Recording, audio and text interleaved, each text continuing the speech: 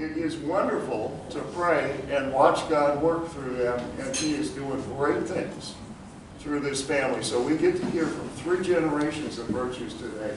Let's welcome them.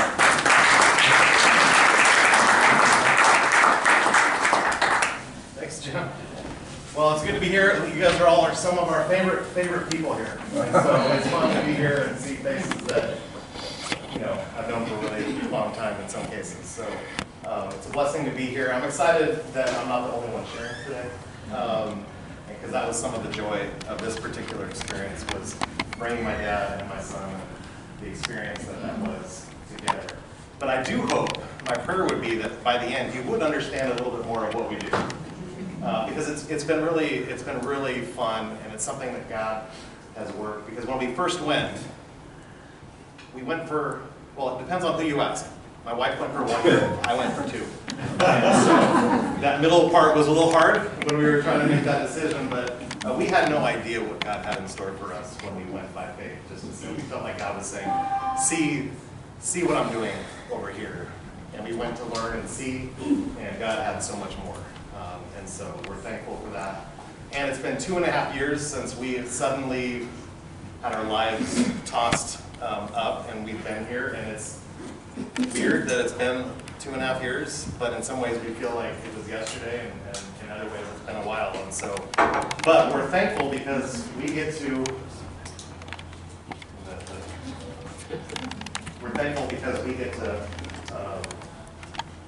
still work every day in Asia and be part of what God is doing for the Great Commission, and working with amazing people and being part of their training, part of their development at different levels of their experiences. So my wife and I are still working full-time, doing a lot of virtual things. My wife is starting a class tomorrow, a new class tomorrow. I just finished a class last week, and we're kind of always in this, you know, so we're still, feels like in a lot of ways we're still living in Asia, but we're not. We're here, and so we're kind of living in between, and that's a weird place to live sometimes, but that's where God has us, and He's been faithful. So I'm excited to share because this was, you know, I've been back 3 times since we first kind of had our relocation. Each time God has had His hand on each trip, but this one was really special because of how many things happened. And I'll share a little bit more, but the best part was just having my dad and my son there and us being together, seeing how God used all of us together, seeing how God used my dad, how God was using my son. God had different things in store for each one of us, and excited for you to hear some of that. So I'm going to have my dad start off. Right? We honor our elders, right? Our mother and father. So we're going to have him kick us off, and followed by Colin.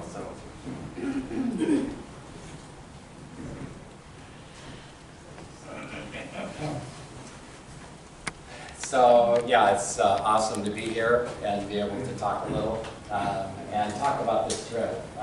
So I'm going to talk about 3 highlights for myself. And the first highlight is what Brian just talked about. You know, it's kind of like when Brian first brought up the idea of taking a trip, I just, one of the thoughts that came to my mind is like, how many times am I going to, and I'll be emotional throughout this, just so you know. But the question was, how many times am I going to be able to do missions with my son and my grandson? You know, that's not going to happen very often. So it was like, it's kind of a no-brainer to take a trip like this. One of the things that kind of helped me decide was, and some of you may not know, but we lost Karen last summer in July. And so not all of you may be aware of that, but she passed away in July of last summer. And so throughout the fall, one of the things that helped me kind of decide to do the Philippines trip was I had done some quick weekend trips with different people in our family, and it really was helpful. And so when I thought about the Philippines, I thought that it kind of gives me something to look forward to, and And it wasn't like, it's an interesting thing, you know, kind of being in the middle of grieving. It wasn't like I left grieving behind, because you know, going to Manila, I was reminded at every corner of our 51-year partnership that Karen and I had. And so in a lot of ways, it just took grieving to a different place and kind of helped me as I experienced the pain of that. So I knew that I was looking forward to that when we decided to take the trip. But at the same time, and equally true, I knew it was going to be a lot of fun. And that's the way life is these days. There's some wonderful things that happen, and it's in the middle of a lot of pain. And so I knew it was going to be both. And it was. We had so much fun. And there were a lot of moments that were painful, and I could picture Karen wanting to be there. Yeah. So that's the first highlight, is just getting a chance to do it with Colin and with Brian. The second highlight is IGSL itself. You know, it's interesting because I obviously knew about IGSL, where Brian and Christine have served for, you know, because I've known for over 10 years about IGSL, and Karen and I had actually visited. That's one of the things that made it kind of a little bit eerie, is the time that we were there was exactly 10 years after Karen and I had been there. And so I was getting my, you know, Facebook has memories. I was getting my Facebook memories every day of what we had done 10 years ago.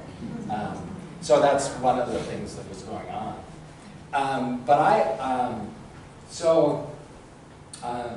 I've known about IGSL for that long. But there's something about being there that's really it's a unique place. So, like Jim talked about, like it's hard to understand what actually takes place until you are sitting there. So we had a chance to do a workshop the last day we were there, and it's just a remarkable thing to be in a small group and be having a conversation with someone from India, and then you move to a different small group and you are talking to the national leader of Young Life in Bangladesh. And then you, in the same group is somebody from Pakistan. And then you go to a different group and you meet a young woman who is working with college students with Peru in Laos. It's,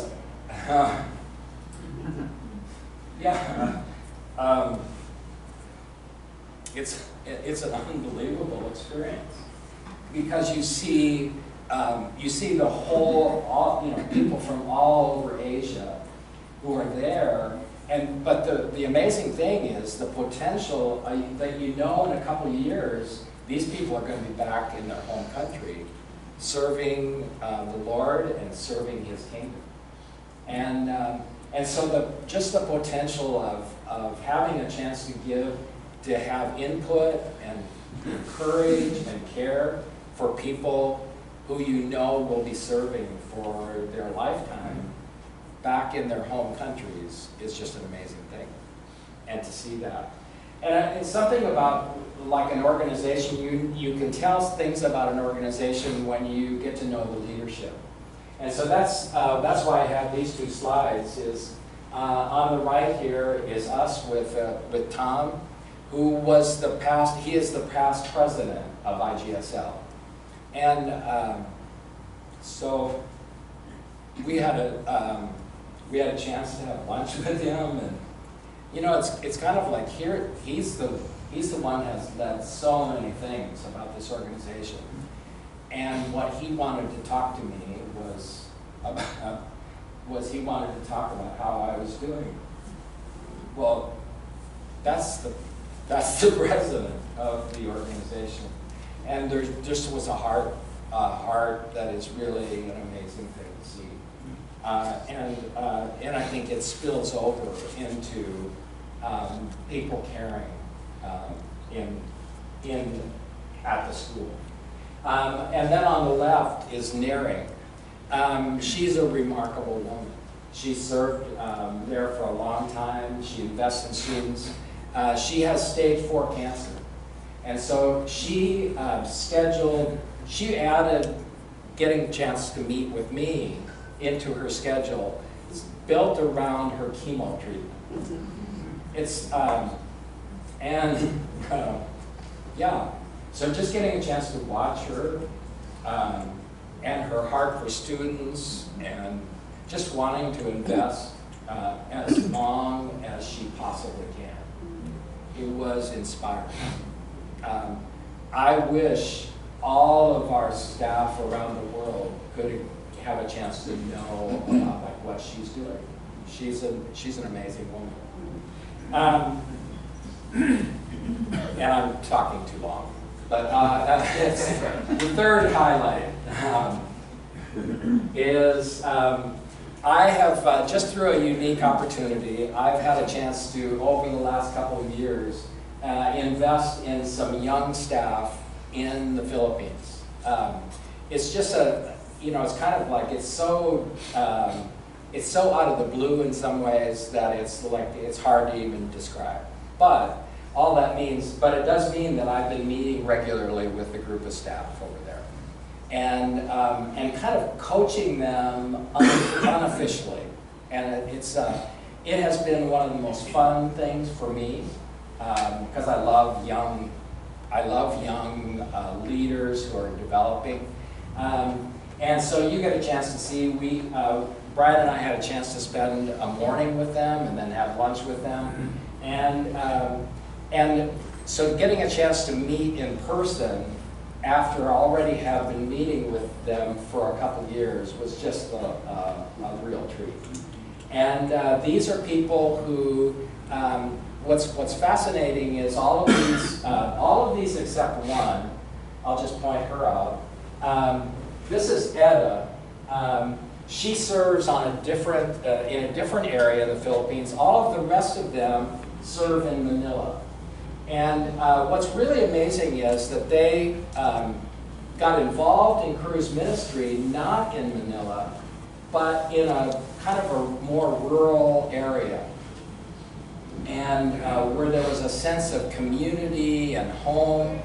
And now they've committed their lives to serving Christ, and they were sent to Manila, which is urban, not as much a sense of warmth and community that they're used to. And so they're really, they stepped out of their comfort zone into a difficult area of ministry. And they're courageous. They're courageous young people. And so getting a chance to invest in them and encourage them is just a privilege. And I think that, I think that tells you all, those are my highlights of our few days that we were able to spend in Manila. Thank you.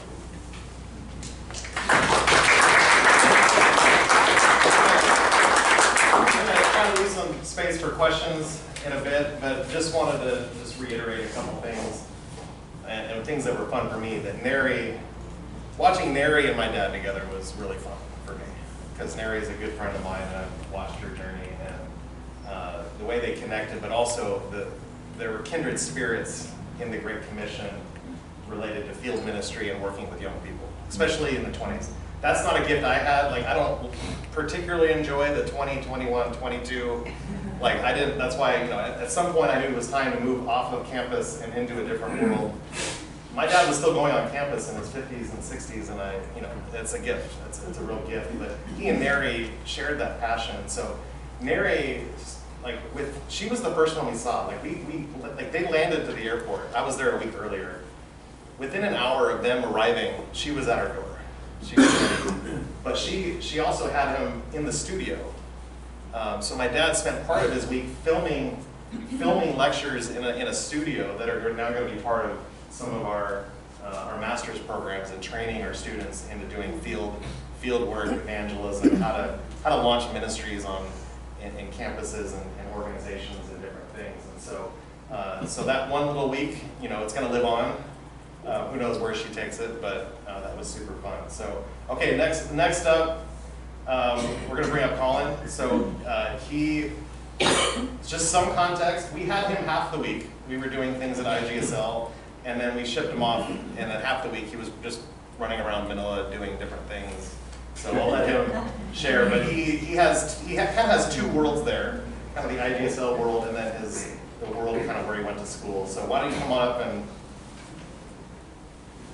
he's not shy, so he'll be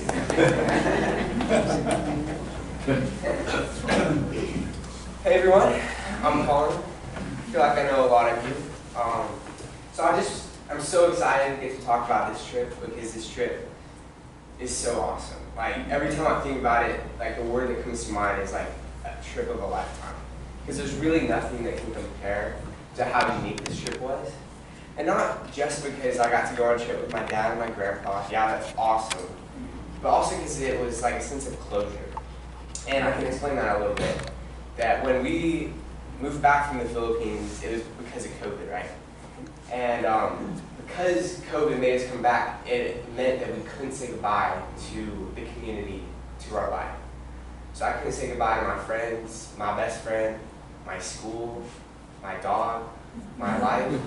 No, it was really hard. So that's part of the reason this trip was so awesome. As you can see, my dog is like right there. No, so this trip was, I don't even know what to say. It was so awesome. I'm going to be similar to my grandpa and talk about highlights that go throughout the trip. And I'm just going to start with number one is the first night we got there. Two of my really old friends at IGSL, they come running from the soccer field and give me the biggest hug ever. And I wasn't expecting to see anyone. It was late at night, and they were so excited to see me. And they took me around campus and showed me what was different and what was new, and how they missed me, and how they were so excited that they had me for a week. No, that was an amazing moment. Then, like my dad said, the second half of the week later, another highlight is I went to be where I used to go to school, which is Faith Academy, which you can see here are Daniel and Lucy. Those were like my best friends growing up, for like ever. And I didn't get to say goodbye to them like I said earlier because of COVID. So no, we had an awesome time standing in the way. We went to one of the biggest malls in Asia, which is called SM Mega Mall, which, like it says, mega. No, it was just fun. We kind of roamed around, and then they took me actually back to my old school, which was kind of funny because I had all these people coming back up to me. Do you remember me? Do you remember me? And I remembered a few, but it's hard to remember faces. And then, of course, I have to mention one of my biggest highlights being my dog, Oreo. Having Oreo in the Philippines is always something that's hard for me because I miss her every day. And no, I got to see Oreo 3 times on this trip because I just kept going back, just wanting to spend time with her. So that was awesome.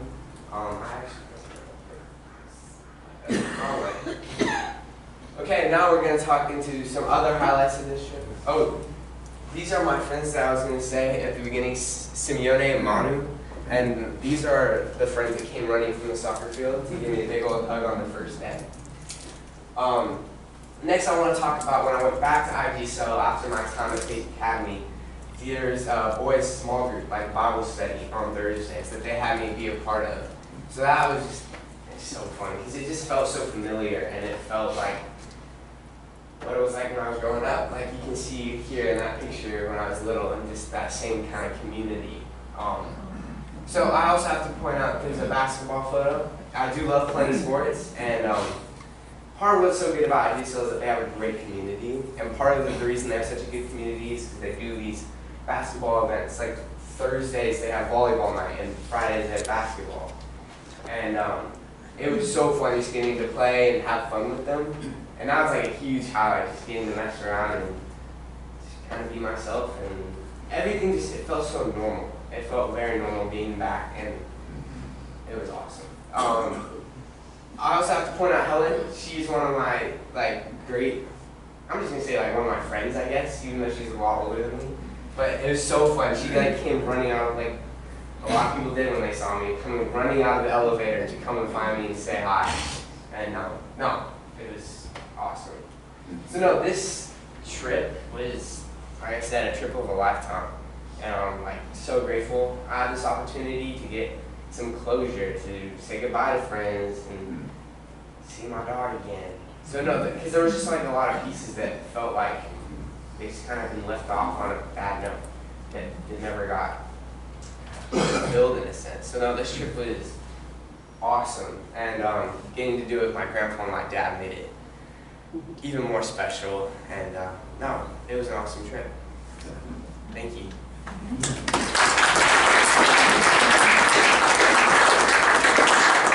Let me ask a couple questions. I'll just share a couple things on my own, but I'm not going to take too long. But I did want to share some of the things that I got to do. One of the reasons that when I first got the idea is because we decided to host the World Evangelical Alliance's Peace and Reconciliation Network's Peace Conference, which is a mouthful, but it's connected to Lausanne, if you know any of that. It's a lot of the world missions world. And this is the group from the evangelical perspective that is engaged in what do we do about the church in places where it's warring. And increasingly, it's really important, and I would say probably evangelicals have been on the slower side of engaging some of this for a variety of reasons, but it's increasingly difficult to imagine the fulfillment of the Great Commission without engaging issues of conflict, war, peace, and reconciliation. Because if you just look at the globe, there is conflict and violence everywhere, and I don't need to convince you of that. And so that was the first thing on the calendar, and then we kind of built everything out of that. But that was really special to be with some of the key people globally who are wrestling with what is the church's role, how do we do this, and how do we integrate kind of our theology of the cross and reconciliation, which is who we are as believers, with our efforts to reach people with that gospel. That was kind of the starting point. But I took a new role in September maybe, just because it fit a little bit better, me being here, and the need was increasing. There was a really glaring need, and that was, IGSL needed someone to oversee its doctoral programs, which I did not think, I felt like with the pandemic, I felt like I barely survived mine, so I'm like, why are you, but this is missions where you just get asked to do things, and it doesn't matter. It doesn't matter if you're qualified, it doesn't matter if you think you're qualified, you just do it because there's no one else. So you find yourself doing jobs, and not just one job, two jobs, you probably 4, 5, 6 jobs. You just do it, and you step into it. But it's actually been a blessing because what I've enjoyed is it's been a good fit, but we've had challenges of getting majority world scholars to finish and really thrive in doctoral level education. And right now, actually at IJSL, we have over 50 scholars from all over Asia, 15 to 20 countries that are working on doctoral degrees, whether it's in peace, peace and conflict, theology and church history, or just leadership and kind of more missions and leadership, that arena. And it's really difficult to get people through. And there's some administrative elements, but some of it is you just have a lot of people coming and they don't have the same kind of educational backgrounds in terms of research and critical thinking and how to put it all together. And so that's a lot of what I have been doing this year. And so when I went back here, it was pulling these program directors and this team together for the first time in IJSL's history, actually. It's just these programs have just been kind of floating and surviving. And this is kind of the first time we're starting to build, okay, what does God want to do here? Because the Great Commission needs people who are thinking through the big questions related to mission, theology, and the gospel. How do we do this, culture, especially in terms of culture and context. And it was a phenomenal few days, and the vision is so high. And let me just highlight this tall guy in the middle, Steve Pardue. He's a good friend. He's the father of Lucy, Colin's friend. So we've been good friends, the last decade. But he just published a book called Why Evangelical Theology Needs the Global Church. And it won a Christianity Today Award of Merit, just because for last year's best books of the year. Highly recommended. It's wrestling with issues of culture and the gospel. But it's really fun to start seeing IGSL produce that type of thinking and scholarship, while at the core of it being more of a field-oriented seminary. Like we're not an ivory tower type of school. Like it's a school that everything is funneled around. How do we get you to the field and learn as we go, and learn doing life on life. And some of that's the crew origins of the school. But those were the different things that I got to do. I also got to teach master's courses. I got to speak in chapel. It was like a playground for me, because I'm just sitting here for for the last couple of years, and I don't get to do all these things that I used to be able to do. And to go for 2 weeks, I get to do it all. And it was really fun. It was just a delight to be able to serve and give back, and just mostly spend time with students that I mostly interact with online or Zoom. But to be able to have lunch, have breakfast, have coffee, and get in life on life. One of my highlights was I've taught one student I had taught for 3 different courses, and he didn't pass or even finish 2 of them because of just his life. Like his marriage was struggling, and he just had a lot going on, and he barely made it through another. But God was doing work in his heart, and I just was excited. I'm like, hey, I want to meet you. I want to spend time with you. And so we had coffee one morning, and he just, it was one of my highlights just to see that, despite, academics, that the results don't always tell the story, and it was just wonderful to see, even though, this guy had really, struggled in his life prioritization, but some of it was rooted in a lot of deeper things. And being able to spend time, see what God was doing, and spend time in drawing that out was my highlight, because it really, he's going a different direction in life. And as a leader, I would have characterized him as a dangerous leader before, and now I'm really excited for what God has for him in the future. He was actually the one that introduced me when I spoke at chapel, and actually, I felt like he started crying, which I was like, I miss those life on life moments. So God gives me enough. In the past week, I've had Zoom calls one-on-one to do coaching and different things with people in Nigeria and Cameroon and Thailand and the Philippines. I get to do some really cool stuff because the people are amazing. What God is doing is amazing, and that God would still allow me to be able to serve that is His mercy and grace on me. So I'm going to leave it at that, because I feel like those are some of the fun things. But I'm going to have them come up, and we just want to spend whatever time we have left just leaving some room for questions. Any questions that you have, I'm sure they'd be willing to answer. Anything, so especially to him, anything. Anything you want to ask. Anything. Yes. I probably should know this, but the people that you showed us and everything, this is a college? Oh, it's a seminary. It's a seminary. It's a graduate level seminary. What's the name of it? International Graduate School of Leadership. Okay. Yeah, it's in Manila.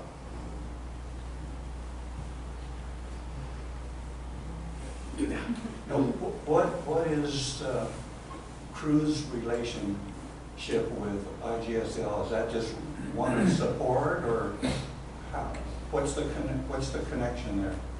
Crew is the mother organization, and so it falls under Crew's leadership. So we are under the Crew umbrella, and so maybe a third to a half of our faculty are Crew staff from different countries. half are seconded from other mission agencies. So we have about probably 10 to 15 mission organizations that we're partnering with as people send people that just have a like-minded vision, to work with us. And not everybody fits what we do. Some people just want to teach, but if you just want to teach, we're not a great place for you because we send you out to the field and we send you into small groups with students, and a lot of people don't want to do that. They just want to teach.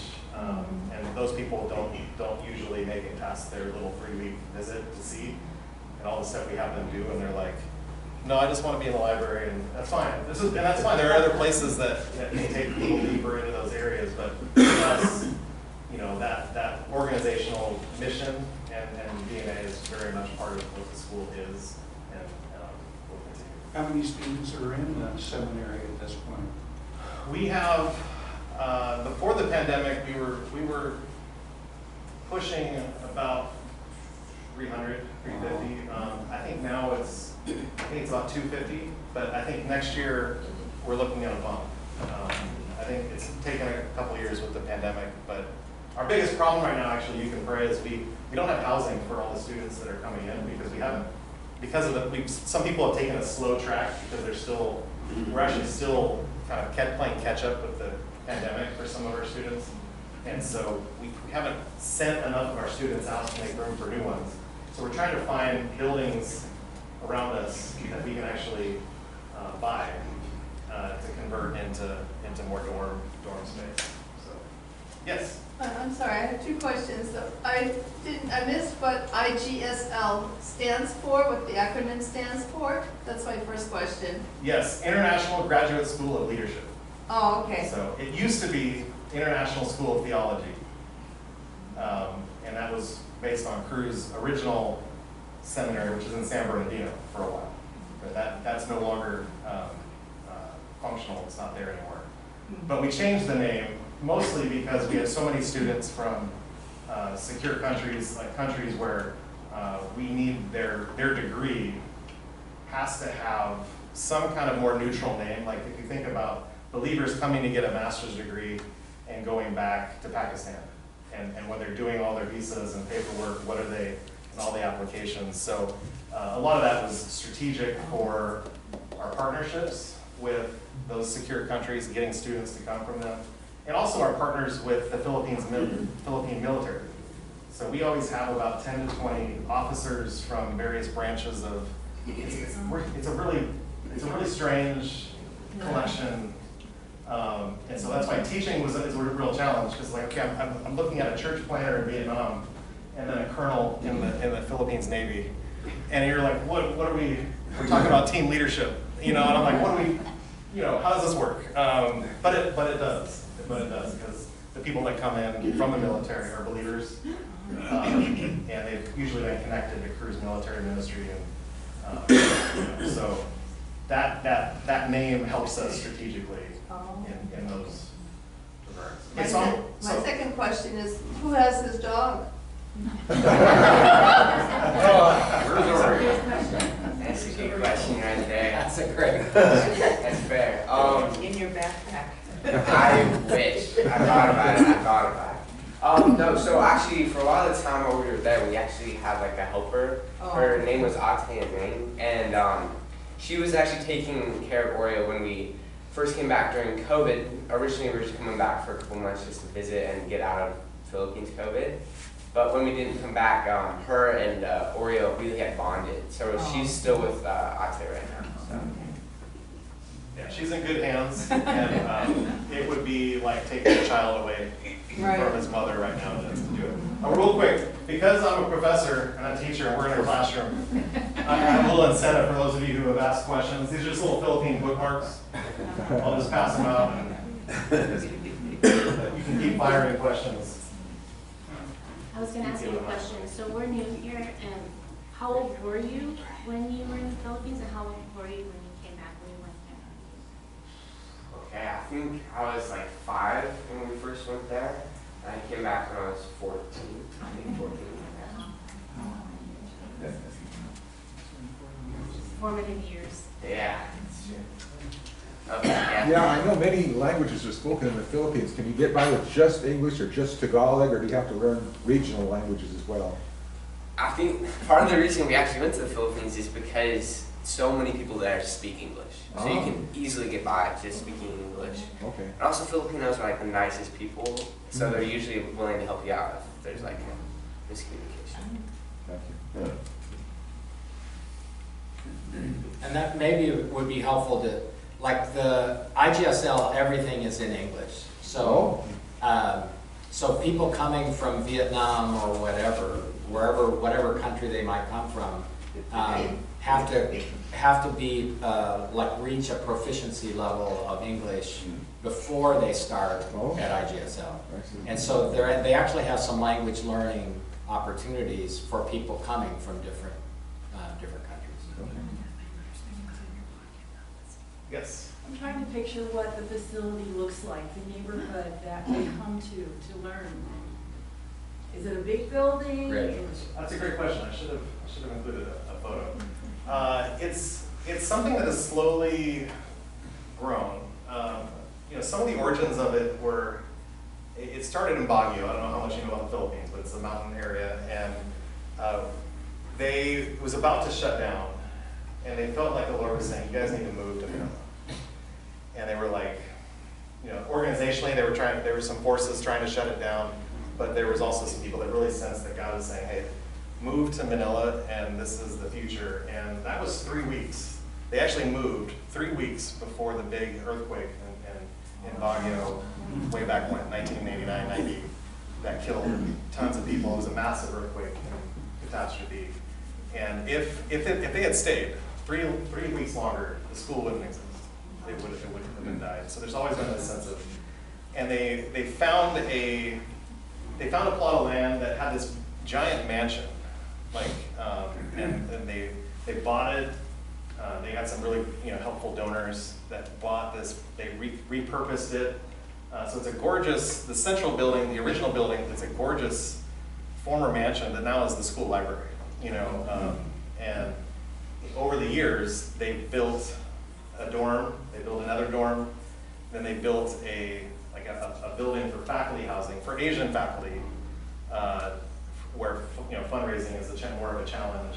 And so slowly, there's been a slow building, and then there's this open field space for kids to play in soccer, and that's our 8 years ago when we partnered with LCS and kids around the world. We brought a playground and put it right there, 8 years ago. So now that playground's there. That's where all the kids play. We have typically around 100, basically missionary and pastors' kids, there every day playing on campus. And so yeah, multiple buildings, and then there's an effort to try to expand right now and add another dorm, because there is room for growth in what we're doing, and trying to do that. So a simple logistics following that. So it's maybe a 2-acre plot, 5-acre, etc. You have room for allowing sports because kids are going to run and play and have schooling, but there's no more room, or you're going to end up having to make a 3-story apartment complex. Yeah, all of our buildings are 4 or 5 stories. Now, and some of this is Manila, which is one of the most dense spots. Like when I would come back on furlough, I would have this sensation, almost like a phantom limb, because I'm so used to just humans everywhere, and so I'd come back and I'd be at the park and I would feel very you're supposed to be, you would feel very vulnerable, and it was a weird sensation. But yeah, there's not a lot of space, everything is, and so they're looking at how do we leverage, because there's been a project to bring in actually a subway at one of the stations is about 100 yards from IGSL, that actually links the school now directly to the airport, links it directly to the kind of the more commerce areas, and so transportation is the biggest issue in the middle. It's the worst, and it was the thing that was the hardest thing. The weather was hard, not even close to the transportation and the traffic, and so I think there's a sense of we don't know what God is doing with that, but there does seem to be some things in motion that would actually open up IGSL in terms of access, not just to people coming from other countries, which we try to get as many from other countries as possible, but also keep people from the Philippines. So, yeah. So you guys are currently here in the States. What do the next 2 years look like for all of you? That's a great question. You want to start? What does it look like for you? I'll put you on the spot. So I'm a sophomore in high school, so I guess junior and senior year are my 2 years ahead of me. I'm on my school's volleyball team, so that's kind of exciting for my life. So that's going to be here in the States? Yeah, that's here in the States. Where do you go? I go to Milliken High School. I went that school. I know, it's basically, isn't it? Yeah, I think that's, if I'm honest, I have no idea. A lot could happen from now until I'm a senior, so it's hard to say. We're a little traumatized. We're always waiting for the next, the next thing to happen. But I'll add a little bit to that. I haven't introduced my wife in the back. She's Christine and our youngest Kaylin in the back.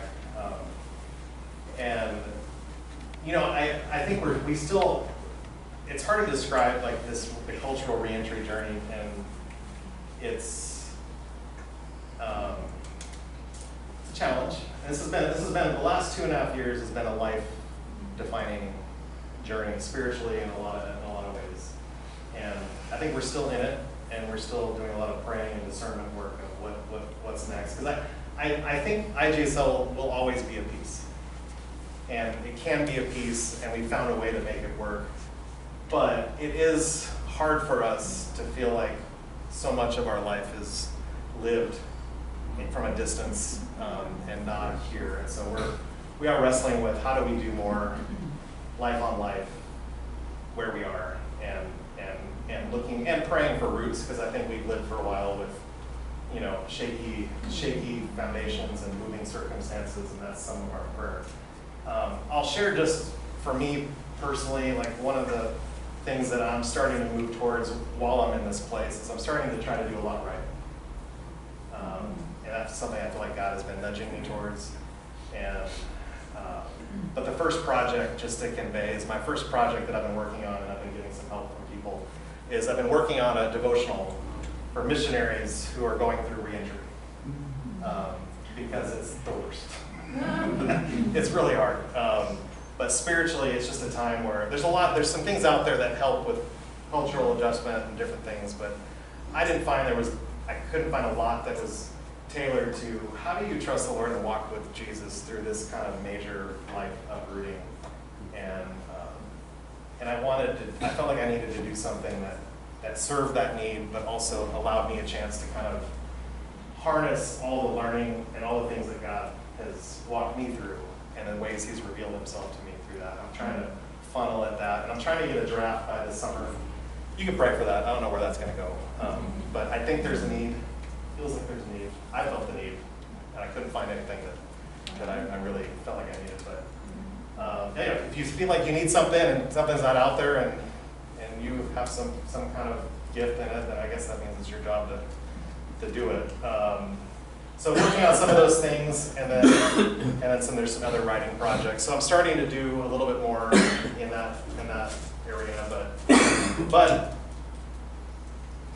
right now we are still able to do incredibly strategic work, and I'm thankful for that. But I think we are feeling a longing for some more roots and a little bit more life on life during the day, not the Asian time.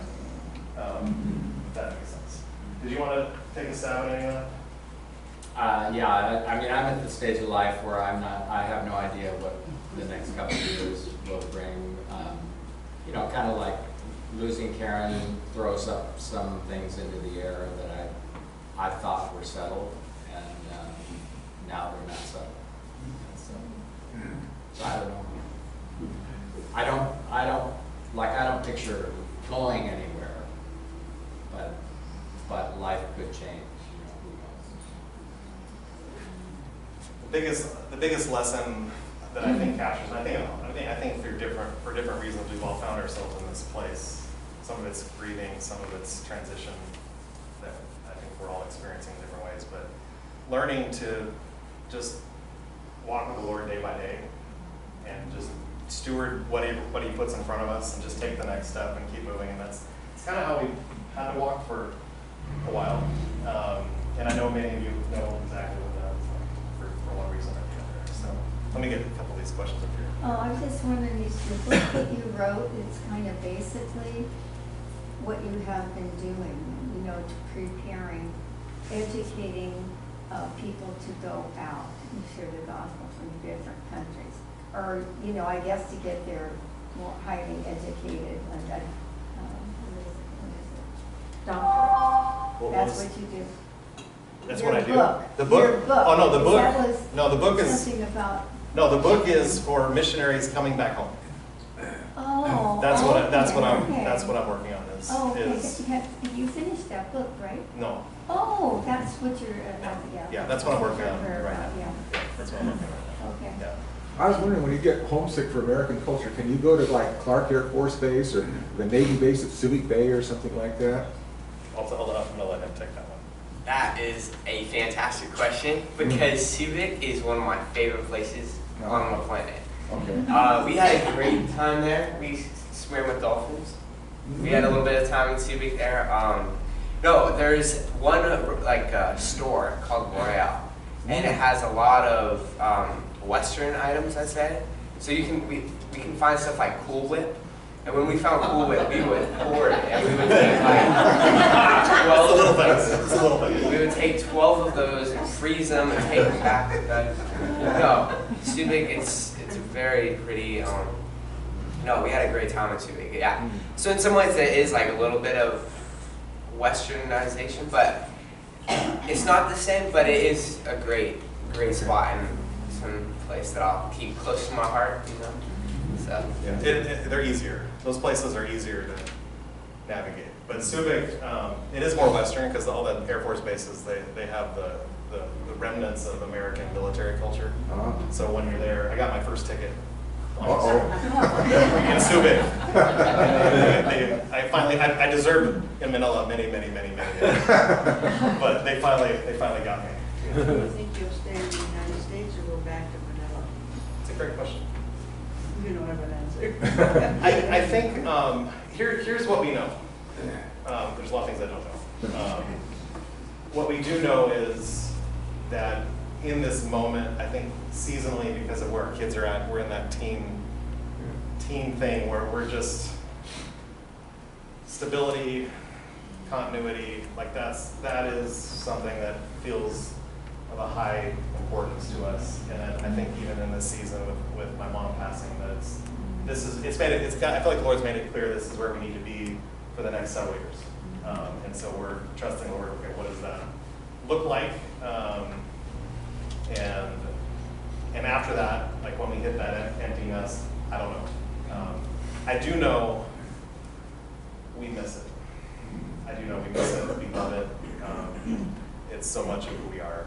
And we delight in being able to go back. I'm grateful that we get to go back and do these types of things and to have a community that's there, people there that as soon as we hit the ground, it's like we never left. And that's one of the beauties of missions, of the church, of things that we get to do. So, yeah. Oh, yes, sir. I happen to love history, and I read quite a bit about the World War II slaughter in Manila.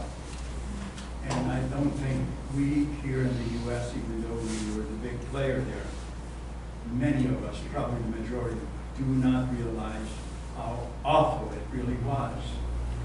And I'm wondering, what do the younger folks in the Philippines think about what happened to them, what America played as far as being the world power after that? I'm just wondering. That sounds like this is how my mind works. That sounds like a doctoral dissertation. Let's get to work. Let's get to work. It's a great question. Actually, just a month before the pandemic, we got to our family with Christine's parents were actually there during that time, just before everything shut down. We got to go to Corregidor, if you're familiar with, if you read all the history of that little island. Yeah, it's a remarkable, the history is remarkable, both in Manila and also kind of in Leyte, kind of where Ben, near where Ben is served.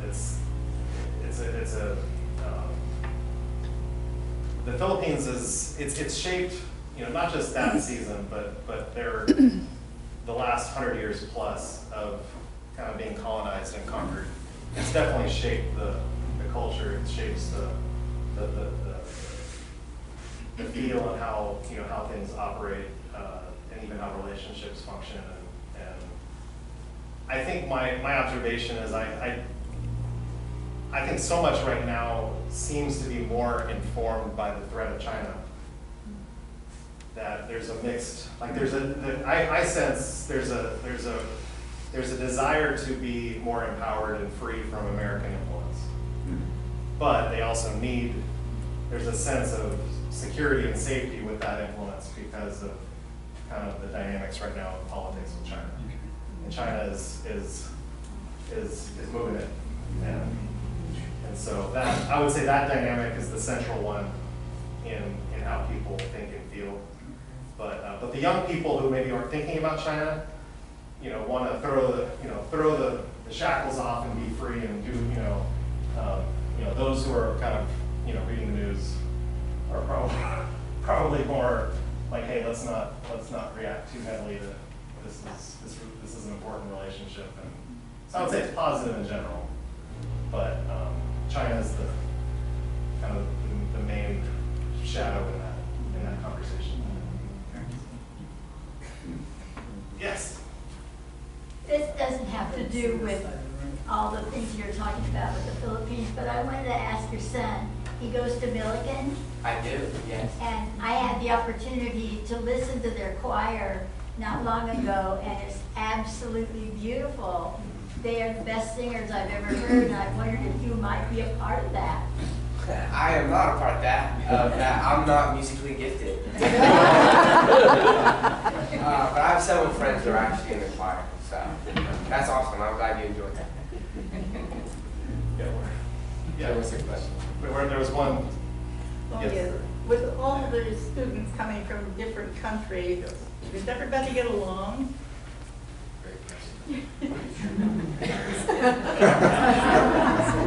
So my PhD was in conflict and peace studies, and so no, and it's wonderful, and I love it.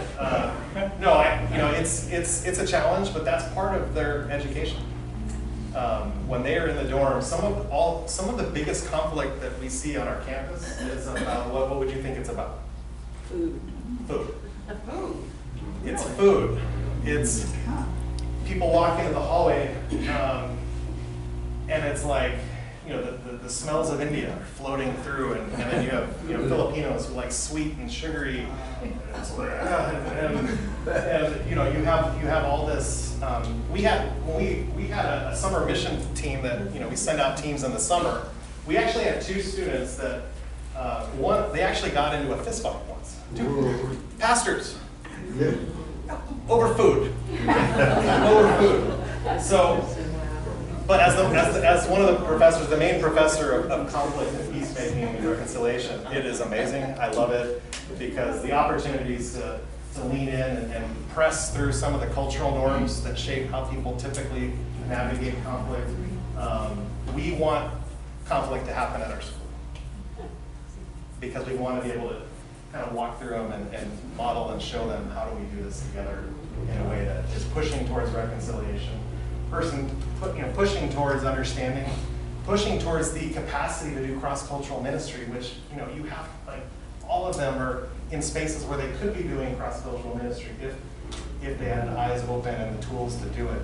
So, but it is a delight when you're in a small group and you see bonds forming between someone from India and someone from Pakistan, because there will be underlying tensions that are there, and it's a gift to be able to be a part of seeing those those connections made, and on the other side of kind of the culturally rooted tensions and biases and some of those types of things. So yes, there is conflict, tons of it, and I try to create some of it. Because I try to put them in small groups and give them projects that I know will cause them to be in conflict, to push them, to not just hide and be nice, but to let who they really are, have it surface into how they work with other people, and then that's part of what God has. That's part of our education. So, very much. Is the government positive and supportive of having a seminary in their heartland? Yeah, I mean, there's a number of seminaries, and I think the Philippines is an interesting place because there is in most of the surveys of Southeast Asia, the Philippines is actually ranked as the most corrupt, which is shocking, because you know what else it ranks, it's known for? Being the only Christian nation in Southeast Asia. And so you've got these two pieces of information that don't work. They're trying to figure it out. But what they're desiring is they want character-based leadership. They want leaders with character. And we're one of the only places that actually has a vision for that. And our whole curriculum is really targeted towards not just knowledge, but when our product is not degrees, it's the person, right? It's the person, it's who they are when we send them on, and that they see value in that, and so yeah. So I think but there's a handful of other seminaries, from different denominations and different things, and we will partner with them on the doctoral side, just because of resources and different things, but we don't. Yeah, there's no. God has given us favor, especially among a lot of government and military, despite being pretty open about who we are and what we do. I noticed that when we were touring the Philippines, that a lot of houses are built on stilts, and they say they have a problem with flooding. Did you experience that? Flooding? It's a thing. Yeah, it's a thing there. You want to just be careful where you live, because that could be part of your life. We have many friends who have houses in places that regularly flood, and it'll be 8-9 feet, and so they just. But part of Manila life is catastrophe. Part of the Philippines is they live with catastrophe, whether it's flooding or typhoons and they bounce back. It's just a very resilient, flexible people, but because you have a lot of unexpected, unknown things but Manila, like when it rains heavy, Manila's a problem, but yeah. How close to the flooding are you when you live? Igesel isn't in the most flooding. Where we lived most of our time there, we were next to a river that did flood. And so, but we were a little bit elevated. We had a missionary couple move in after us, and they moved in a little bit lower, and they got flooded, which was unfortunate. But we had a little more elevation, so we never really were at risk. But there were a few times where I was tracking water levels, going, yeah. So we were probably about 100 feet from flooding, but we were fortunately high enough to where we didn't. Yeah, We should maybe do a time check. Yeah. Okay, we can wrap it up. We'll just. It's probably about time. Okay. Maybe one last question, and then let's wrap it up.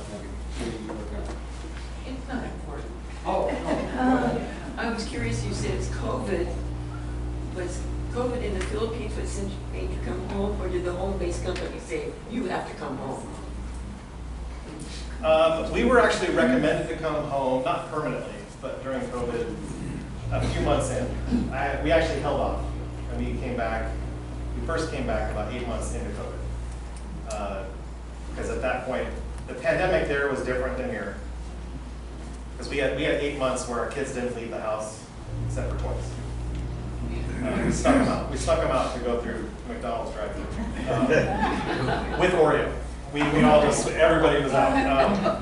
But we came back, but we thought it would be just for a few months, and then it became clear we felt like we had to make the decision because their lockdown really was 2 years.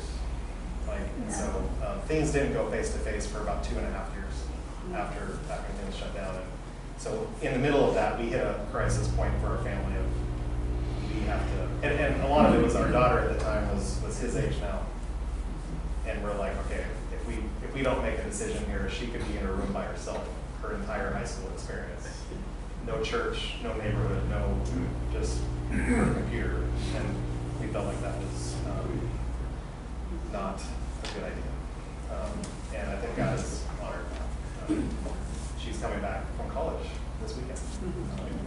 Yeah, God has really been faithful to her. So God's been faithful to all of us, but it's what my dad shared earlier. It's a lot of pain, a lot of loss, a lot of confusion, but God's goodness and provision is great question. Thanks all.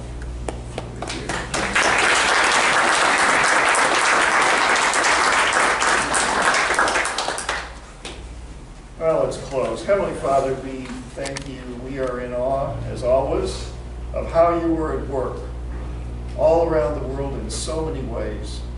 We thank you for raising up people to start this very special graduate school to train leaders.